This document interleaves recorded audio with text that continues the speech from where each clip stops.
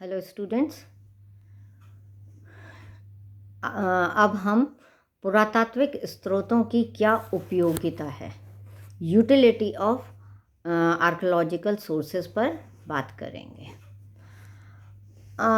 सबसे पहले हम देखते हैं कि पुरातात्विक स्रोत जो हैं वे स्थायी प्रकृति के हैं, यानी कि हम पुरातात्विक स्रोतों को कहीं पे भी बदल नहीं सकते हैं, ना उसमें कुछ हेरफेर कर सकते हैं। वो जैसे हैं वैसे ही हमारे को स्वीकार करने होते हैं, यानी कि वो इतिहास की सच्चाई के प्रति हमारे को ज़्यादा करीब लेकर के जाते हैं। दूसरा, पुरातात्विक स्रोत विश्वसनीय और प्रामाणिक है। जैसा कि मैंने आपको पहले ही बताया था कि पुरातात्विक स्रोत जो हैं वे अपने भौतिक स्वरूप में प्राप्त होते हैं, यानी कि वो ज़मीन से जैसे निकले हैं हमारे को वैसे ही वे मिलते हैं। अतएव उसमें हम किसी भी प्रकार का हेरफेर नहीं कर सकते हैं, उसको हम प्रामाणिक मानते हैं, उसकी विश्वसनीयता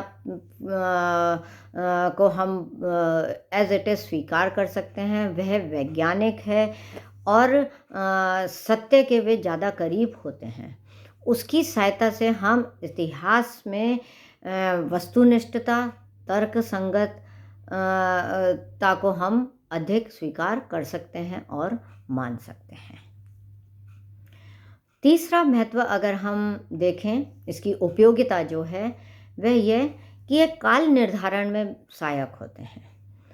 पुरातात्विक सामग्री जो है, क्योंकि कार्बन डेटिंग के माध्यम से हम इसकी तिथि क्रम को निश्चित कर सकते हैं, उसका हम सही अनुमान लगा सकते हैं, तो ऐसी स्थिति में हम सही कालक्रम के निर्धारण पर पहुंचते हैं।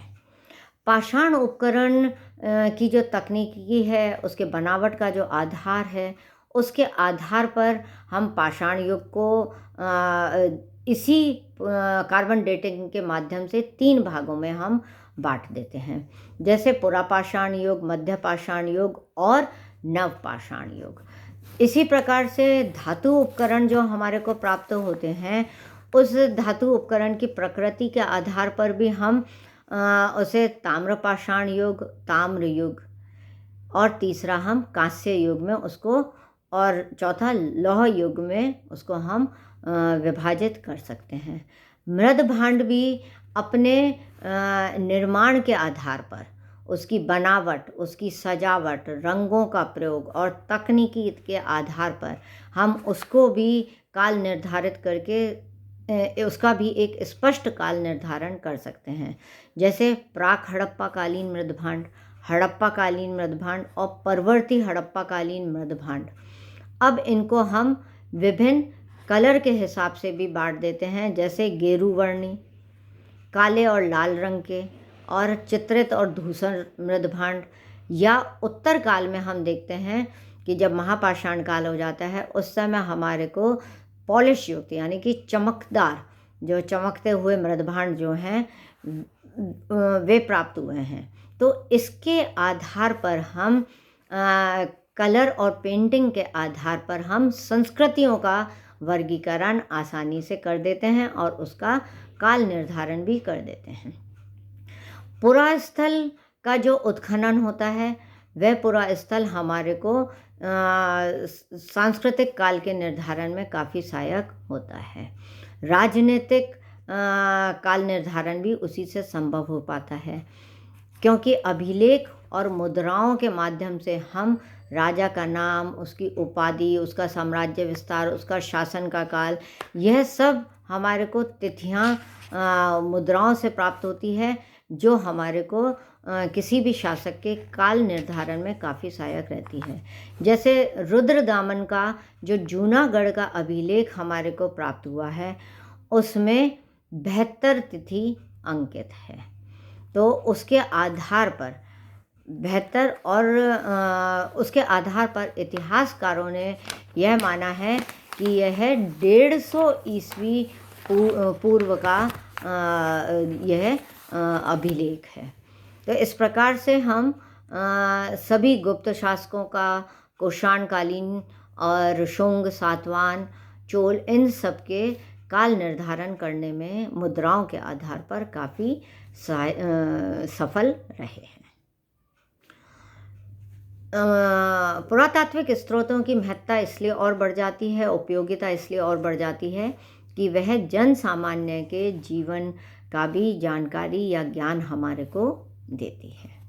क्योंकि जन सामान्य का क्या सामाजिक, आर्थिक, धार्मिक, सांस्कृतिक जीवन रहा होगा, वह हमारे को उनके शिलालेखों पे जो लिखा हुआ है लेख उससे, और दूसरा हमारे को उसके मुद्राओं से हमारे को प्राप्त होता है। राजा अगर चांदी की मुद्रा, तांबे की मुद्रा प्रयोग में ले रहा है तो उससे हमें पता चलता है कि वहाँ की आर्थिक स्थिति, स्वर्ण मुद्रा वही प्रयोग में लेगा जिसकी आर्थिक स्थिति अच्छी होगी, रजत मुद्रा वह प्रयोग में लेगा जिसकी आर्थिक स्थिति अच्छी होगी।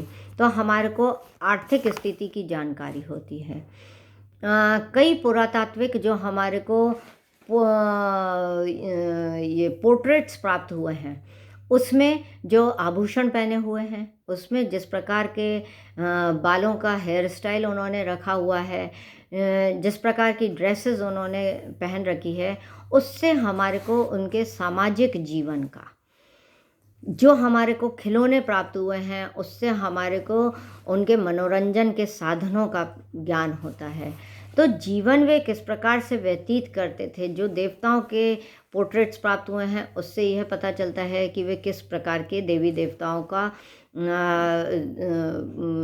को पूजा करते रहे होंगे। लोथल में मैंने लोथल को विज़िट किया है। लोथल में मैंने देखा कि अगरबत्ती के पूजा के जो निशान होते हैं, जो काला धुआं पड़ जाता है, आप लगातार किसी एक ही स्थान पर पूजा करेंगे तो वह मेरे को देखने को मिला है। और हर जो भी दुकानें वहाँ पे बनी हुई हैं उसमें एक स्थल उन लोगों का सेलेक्टेड था जहाँ पे वे ये पूजा करते हैं। तो इसका मतलब ये है कि अपने किसी भी कार्य के या ऑफिस के शुभारंभ सुबह जब वो करते थे या अपना बिजनेस शुरू करते थे तो वे पूजा करते रहे होंगे। तो हमारे को लोक जीवन की जानकारी, जन सामान्य की जीवन की जानकारी भी इन पुरातात्विक स्रोतों से होती है। नेक्स्ट उपयोगिता जो है वह है कि हमारे को राजनीतिक जीवन के निर्माण, राजनीतिक इतिहास के निर्माण में सहायता देता है।